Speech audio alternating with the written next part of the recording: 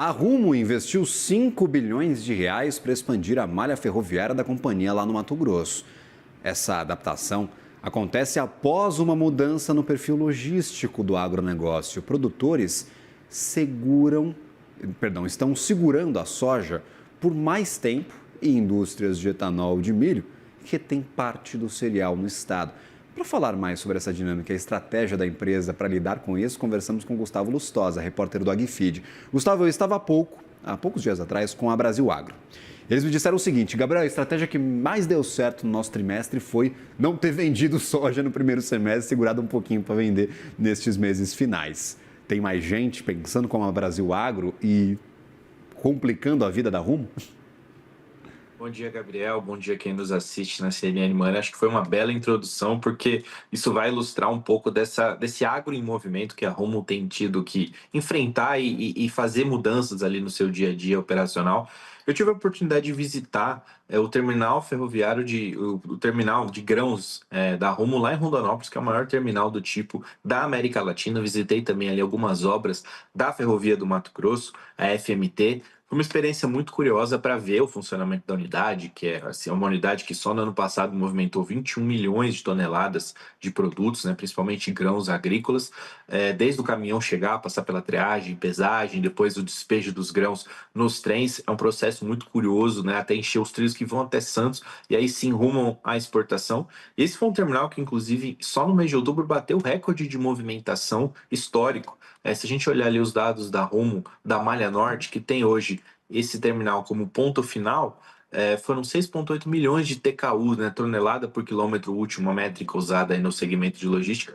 O número é o maior histórico, como eu falei, e só de produtos agrícolas, soja, milho, farelo, açúcar, fertilizantes, foram 5,59 milhões de TKU. E o que chama atenção é o que você já falou, o funcionamento desse terminal mostra que o agro está em mudança, porque antes era muito comum, de janeiro a junho, um transporte de soja e de julho a dezembro, o transporte de milho, mas isso tem mudado. E você já citou algumas coisas. Produtores com mais capacidade de armazenagem, sejam silos de fato ou silobolsas, passaram a segurar a soja por mais tempo, escolhendo o melhor momento de venda.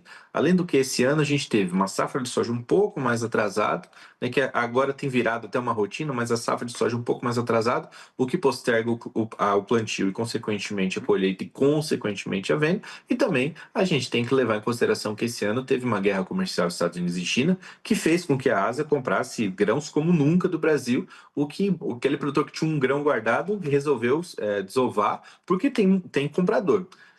No milho, as indústrias de etanol também têm mudado essa dinâmica, porque o milho antes ia muito para exportação e agora parte desse milho fica no próprio Centro-Oeste para virar justamente biocombustível. Então, o resultado é que a empresa tem movimentado simultaneamente esses grãos. Para a gente ter uma ideia, levando em consideração os meses de setembro e outubro deste ano, foram quase 2 milhões de toneladas de soja transportados. Nos mesmos meses do ano passado, não chegava a 90 mil toneladas, ou seja, mais de 10 vezes de aumento em um ano, essa diferença de transporte de soja. Isso é um reflexo dessa safra, como eu falei, e no milho justamente por conta dessas indústrias de etanol de milho cada vez mais se proliferando pelo estado. Esse, como eu falei, é o terminal que é o ponto final da Malha Norte, que vai de Santos até Rondonópolis, teve esse investimento de 5 bilhões de reais, e a empresa está finalizando a construção de um novo terminal, que é o terminal da BR-070, numa extensão férrea ali de 160 quilômetros. Esse que é o investimento de 5 bilhões. A unidade ali desse novo terminal é no município de Dom Aquino, mas está muito perto ali de duas cidades, que são Primavera do Leste e Campo Verde. É um novo terminal que vai ser inaugurado no segundo semestre do ano que vem, pouco mais de um ano, pouco menos de um ano, perdão, e vai ter uma capacidade um pouco menor, de 10 milhões de toneladas de grãos iniciais, mas ele provavelmente, como os caminhoneiros vão poder escolher entre ir até Rondonópolis ou ir até esse terminal, provavelmente o terminal de Rondonópolis vai passar a transportar menos grão, porque vai pulverizar esse transporte. A ideia é que esse novo terminal receba grãos ali de uma região chamada de Vale do Araguaia, que é uma importante região agrícola, e como eu falei, essa é a primeira fase de expansão dessa ferrovia do Mato Grosso. Hoje a Rumo tem autorização para expandir mais uns 700 quilômetros até a cidade de Lucas do Rio Verde, que aí sim vai estar próximo do maior polo agrícola do estado, que são as cidades de Sinop e Sorriso.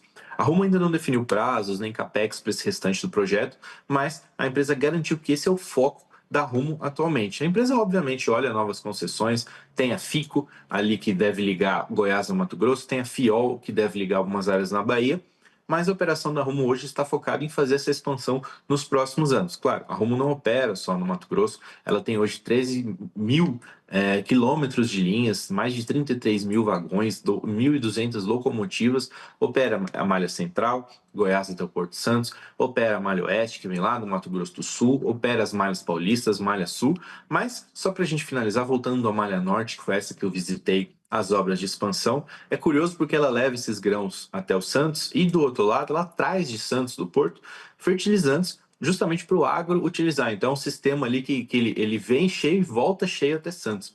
Existe também a operação de containers, que essa é feita pela Brado Logística, que é uma outra empresa do grupo Cosan. E, retomando o que eu falei desse agro em mudança, eu apurei que a Rumo tem sido muito procurada por empresas de etanol de milho para fazer transporte de subprodutos dessa produção do biocombustível, como o DDG e o farelo de milho, que hoje a empresa ainda não faz, mas, Gabriel, se ela, do mesmo jeito que ela se adaptou para passar a transportar esses, soja, farelo e milho ao longo do ano todo, ela provavelmente vai avaliar essa possibilidade de atender esse novo mercado. A gente sabe que cada vez mais tem mais usina de etanol de milho. Então, a gente vai ficar de olho aqui para saber os novos passos da Rumo. Provavelmente nos próximos meses, próximos anos, ela vai dar muitos detalhes aí sobre essa expansão até Lucas do Rio Verde. Por enquanto, fica esse caminho aí que, por enquanto, vai até Rondonópolis, vai ganhar mais 160 quilômetros de extensão. A gente sabe que concessões estão sempre aí na pauta do governo, tem até a China querendo, se mostrando interessada em fazer ferrovias no Brasil. É um assunto que o agro acompanha muito de perto, justamente como você começou falando da Brasil Agro, né? É um agro que quer diminuir seus custos logísticos para ganhar sempre um pouquinho mais de margem. E aí, se o caminhão precisar rodar menos, o frete vai ficar mais barato. E, novamente, é um setor aí de logística muito curioso que chama muita a atenção da população agro, Gabriel. Feito o nosso convite, arrumo para participar da programação do CNN Money aqui, talvez essa interação com a Agfit, para a gente perguntar, e aí, tem interesse, não tem interesse, como é que vai ficar essa estratégia? Perguntemos, Gustavo, sempre para os executivos que passarem por aqui, dê uma olhada na planilha, não tem entrevista marcada, mas claro, faço o convite aqui ao vivo para os executivos da companhia. Sempre bem-vindo à nossa programação, meu caro, um bom trabalho a você, uma ótima sexta-feira. Obrigado, Gabriel. Para você também, inclusive, hoje tem balanço da Rumo, então quem sabe aí uma nova oportunidade para chamar os executivos aí e perguntar quais são os próximos planos. Vamos pentelhar a companhia, com certeza. Obrigado, meu caro. Até a próxima.